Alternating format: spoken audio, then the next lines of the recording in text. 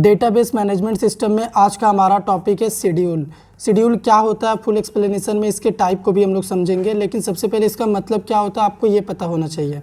In DBMS a schedule is a sequence in which operations like read, right, commit and abort, ये सारे operations होते हैं schedule के, जो कि परफॉर्म होते हैं जब भी हम लोग एक या एक से ज़्यादा ट्रांजेक्शन्स कंप्लीट करते हैं या फिर रन करते हैं। ठीक है, तो ये हमें सीक्वेंस प्रोवाइड करता है शेड्यूल। ठीक है, तो there are two main types of schedule in DBMS, serial schedule, concurrent schedule.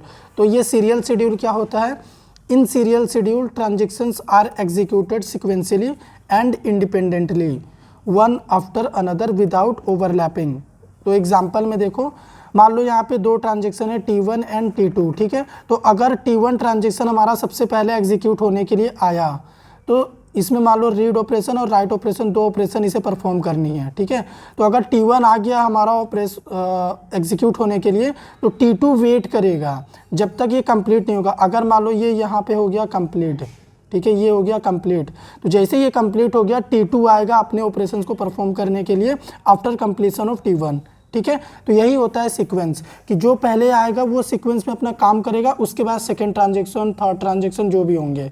ठीक है, तो इसमें होता क्या है कि सीरियल्स जो शेड्यूल होता है वो इंश्योर करता है कंसिस्टेंसी को, बट परफॉर्मेंस को रिड्यूस करता है। क्यों?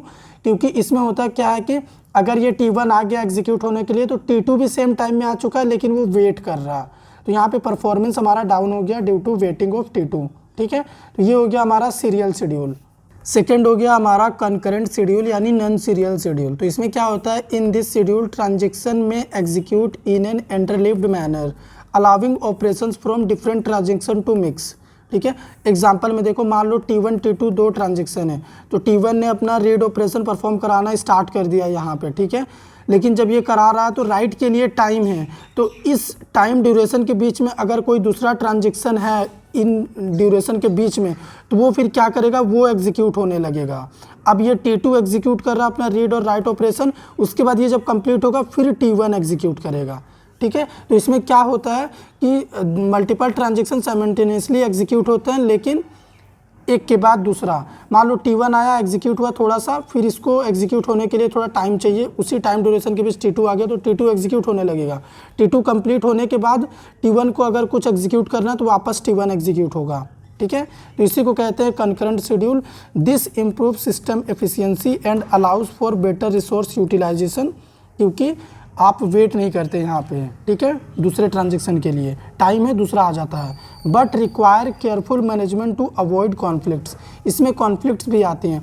मान लो T1 एग्जीक्यूट हुआ, अब T2 में चला गया, T1 का काम अभी बचा हुआ, T2 अपना काम कंप्लीट कर रहा है, उसके बाद कंप्लीट होने के बाद ये T1 में नहीं गया, तो यहाँ पे कॉन्फ्लिक्ट्स भी आ सकते थे। इसके लिए केयरफुल मैनेजमेंट रिसोर्स चाहिए होता है, लोग चाहिए होते हैं कि इस कॉन्फ्लिक्ट को मैनेज करें।